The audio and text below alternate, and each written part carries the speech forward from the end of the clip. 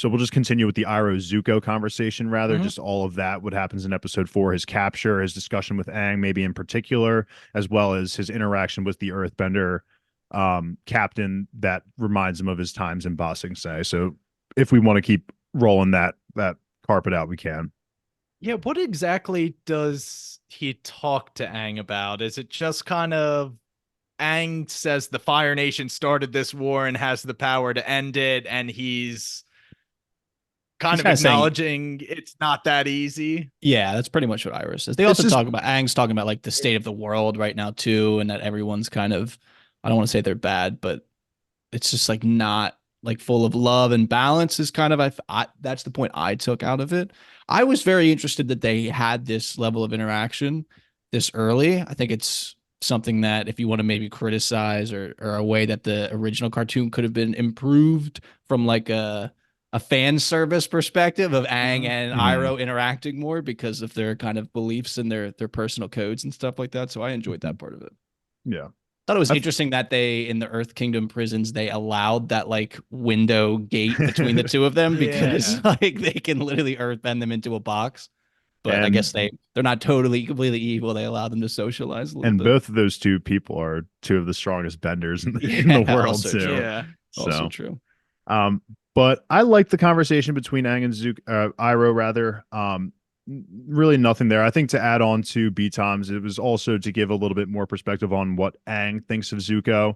Just right now, just True. word for word basically says Zuko is just an ass, kind of. Just That is not word for word. Don't say word for word and then use the word ass in a Nickelodeon show. Right, No, he right. does. He does say, "Oh, he let you take the fall and get in prison. He's away scot free. I'm really starting to find out who he is." And Iroh, kind of like you were trying to get to, corrects him and says, "Hey, listen, buddy, you have no idea." And that is not word for And word it what Iroh said.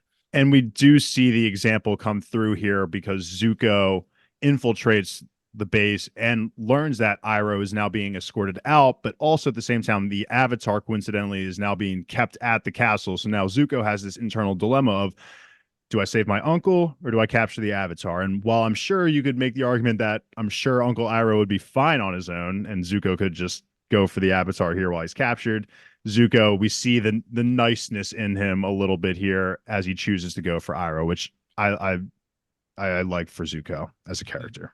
This was a moral dilemma established in the animated episode as well. Mm-hmm. Uncle originally gets captured because he falls asleep in a hot spring. Yeah. So, Yeah. narratively, this reason for him getting captured makes him a little bit more badass, if you will. Mm-hmm. But no, when Zuko is on the trail of Uncle, he sees Appa fly by and he says, "The Avatar," and it flashes to a different scene while he ponders, but he does inevitably wind up choosing to pursue his uncle. And going along with that thread, the fight scene where he actually catches up to the Earthbenders was they had a couple shot for shot Oh yeah. taken from the original, and I think that whole sequence was really well done. I do want to circle back and talk about Iroh's interaction with the Earthbending commander, whatever you Mm-hmm. want to call him, but that fight sequence was a big thumbs up for me. Maybe the Earthbending is still a little robotic and not as cool as it should look, but I was pleased.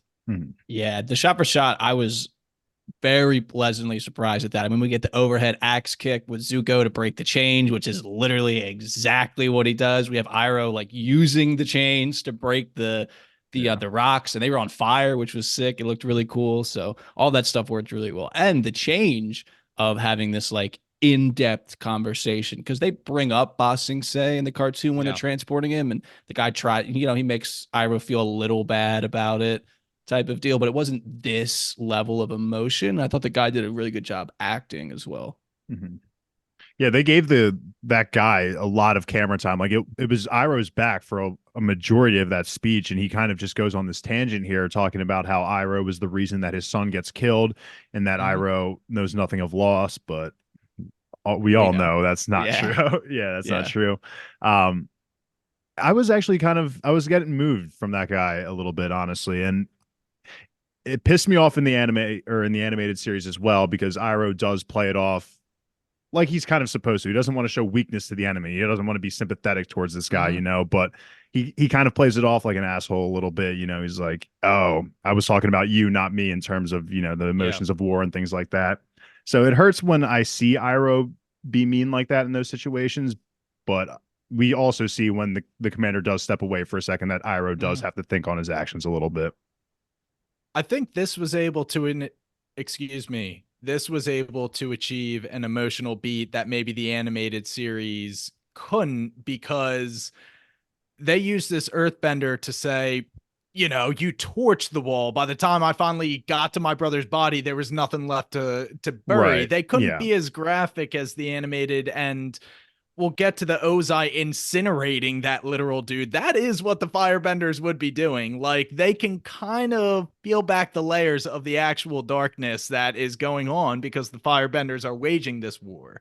Oh But my God, that is totally my fault. I just completely skipped the Ozai Azula stuff from episode 3, but we'll no, finish you're this out good. and then we'll hop back We to were it. going Yeah. along with Iroh and Zuko. But I will say I love the level of severity there is in these fights because, in the animated show, when they're fighting, people get whipped with fire and they can kind of still stand their ground. But here there are consequences to that. And we see that with the Earthbender when fighting Iroh and Zuko. When he fires the shrapnel, it would just make sense that it wouldn't just knock you back. Some of it would get lodged in your body. And I like this. It puts a little bit more pressure on our main characters and really instills that pain is real here. There's a Bit more consequence. realism to the bending. Yeah, I absolutely. agree. But So if, why yeah, go don't ahead. we hit the two Iroh and Zuko flashbacks that were specifically for the live action? I don't recall either of them, and then we can go back and hit Azula and Ozai. So, as I recall, the first flashback is at the funeral for Liu Ten, who was Iroh's son who died at the Battle of Ba Sing Se, or the siege on Ba Sing Se. I I think this is okay at establishing a background and a base for Zuko and Iroh, and maybe a little bit more in your face why Iroh would feel so compelled and feel that attachment to Zuko in the later flashback, where it is him joining him on the ship and Zuko has the bandage over his eye. I thought both of the flashbacks, they didn't feel out of place, and I was pretty okay with them being added for the show. What a well acted scene, I thought, by Zuko's actor here. With younger Zuko, you can tell he feels very nervous. He's kind of stuttering a little bit to get these words out to kind of try and console Uncle Iroh here. I thought it worked perfectly. I think that the beginning of this scene is a perfect example. B-Tom's a little bit of what you were talking about last episode, where it's very exposition heavy. It's the dialogue is very kind of clunky, and it's just like when the two people are walking away and they're like so obviously telling us like, oh, his son died as a hero and now he will be remembered as a coward. And I don't know, like, on top of my head, it feels like maybe Ozai could have said something a little less obvious, but implying that idea felt, Well, you know I what's don't weird know. is Ozai then proceeds to give his grievances and say, your son will live on in Fire Nation legend. So he kind Yeah. of does come in and reiterate exactly what those Yeah. two bystanders said. Yeah. That just felt like they were smacking us in the face with like, this is what happened type of deal. And I was like, I don't know if we needed that. I'm going to be honest. I wish Zuko looked a little bit younger, maybe even have like a different actor come in here because I feel like when I'm remembering those flashbacks of Zuko being the kind, young, bright-eyed kid that he is, like he is a kid, he doesn't look like his teen self. Yeah. The hair. Yeah, even with the long hair, it was still like the events of him being kind and now becoming the Avatar obsessed person.